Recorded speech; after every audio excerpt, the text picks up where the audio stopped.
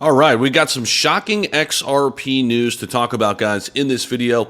Two big things we need to discuss. Not one, but two big things we need to cover in this video. Number one, Ripple versus SEC. What's going to happen there? If the SEC appeals, what does that mean for the price of XRP? What can we expect to see by our October 7th, date, which is the time period from now until then that we could see an appeal. In addition to that, though, there's news out about the institutional demand for XRP, and it's a study done by Ernest Young.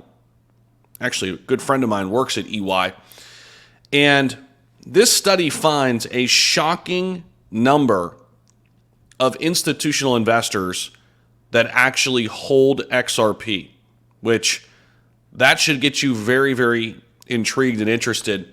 I think you guys are going to be shocked when you find out just how much demand there already is and how much demand could be coming in. And we'll also be taking a look at the price. In fact, we'll jump in and start on the charts before we dive into both of those stories, guys. Go ahead right now, though, before we dive in, smash the like button down below, subscribe if you have not already, and check out the links to Margex. Got the shirt on here in the deep corner.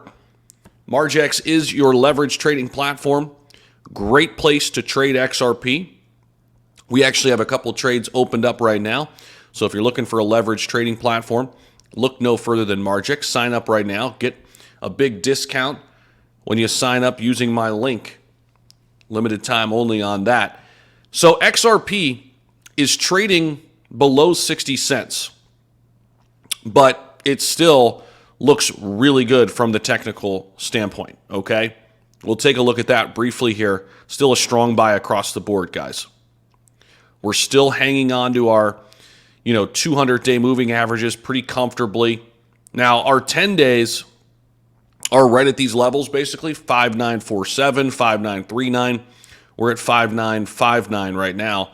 So hanging on to these short-term time frames are still important. Obviously, the longer-term time frames are most important when it comes to XRP. We talked about this yesterday. XRP's price forming what looks to be a major bull flag right now. We're still waiting for full altcoin season. And, here on this channel, we don't talk about XRP going to $1 million, $1,000. However, XRP to me in this cycle is very underrated, very undervalued, very underappreciated right now, considering what we're about to talk about. Okay, let's start here. AI predicts the XRP price if SEC appeals the Ripple case. So, obviously, getting to $1 is a big first step. We almost got there last July. In the ruling, the court imposed a $125 million civil penalty. Just kind of waking up still, guys. But rejected the SEC's attempt to classify XRP as a security, particularly in its secondary market sales. Now, Stuart Alderoty, chief legal officer at Ripple, emphasized the SEC's appeal would not alter XRP's non-security status, noting that higher courts rarely overturn such decisions. So this is kind of a little drawback here, or a little bit of a breakdown, and we'll zoom in on this. Initial impact if the SEC appeals, XRP could drop to 40 to 45 cents. People could freak out a little bit. As you guys know, if that were to happen, we get down in this range where we were, beginning of the month. I'm getting into trade. I'm opening up a couple trades on Margex if we get down there. During the appeal, price may fluctuate. Positive outcome for Ripple, XRP could rise. Long-term positive outcome, we look at XRP getting to $1, even to $1.50. Obviously, these are just predictions, right? But I think the big storyline here is this right here, what Alderoty said. The SEC's appeal would not alter XRP's non-security status. So no matter what here, Ripple has notched victories. And even though there's an appeal going on, you'd be hard-pressed to find anybody who says this has not been a major win the last year, really the last 13 months for Ripple, ever since July of the last year when XRP was deemed not a security on the retail side, right? So we're still waiting for the full decision on the institutional side, but no matter what here, this is a victory. Now, this headline says to me a lot about the longevity and long-term viability of Ripple, the company, and XRP, the asset. And again, I've said this many times before. In holding XRP, especially in my bag that's more long-term, I understand that the potential partnerships that are out there don't just happen overnight. What Ripple is trying to do is infiltrate into the largest institutions, banks in the world. This is something that does not happen overnight. And keep in mind, for 4 years, they've held Ripple hostage, essentially. They've held the price of XRP hostage throughout a bull run. Even with all that, we still got to $2, which is pretty impressive. But a new study done by Ernst & Young, again, good outlet here, finds that over 20% of institutional investors actually hold XRP. By the way, if you have not smashed that like button, get that done. Let's run this baby up. I think a lot of people need to see this because this, to me, is the biggest news story we've seen in weeks. Now, prominent global strategy consulting organization EY Parthenon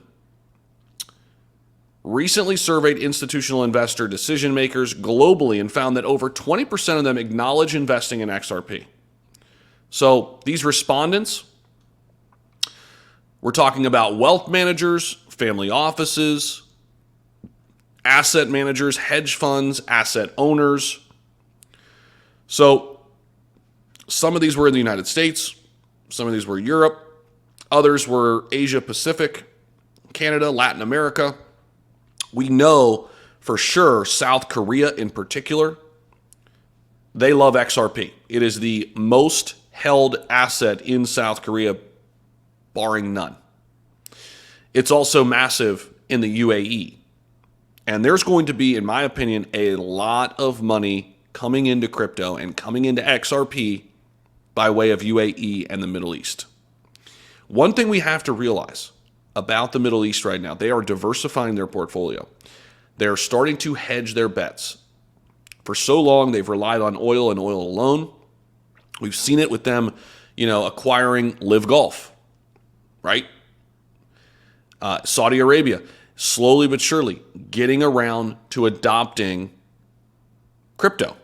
Now, this survey was done in early March after the SEC approved Bitcoin ETFs. It aimed to understand the views on crypto asset and in particular, sentiment, future expectations, tokenization, which, RWA is a huge narrative. Ripple's right at the forefront of that. So the survey revealed that a lot of these institutions have a well-diversified portfolio beyond Bitcoin and Ethereum, but they start with Bitcoin and Ethereum. 57% of respondents have allocated to coins other than Bitcoin and Ethereum, which is impressive. And next on that list, Solana and XRP, with 24% admitting to investing in Sol and just 20% agreeing to invest in XRP, which that to me is extremely bullish. Extremely bullish, right? So if you look at this chart right here, we zoom in here. Take a look right here. Which types of cryptos is your firm allocated to currently? A lot of Bitcoin, a lot of Ethereum, decent amount of Solana, but then look at XRP.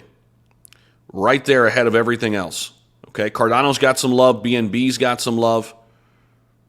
Which stable coins do you use? PayPal's actually up there next to USDC and Tether. Reminder, PayPal does have their own stablecoin, which is very bullish.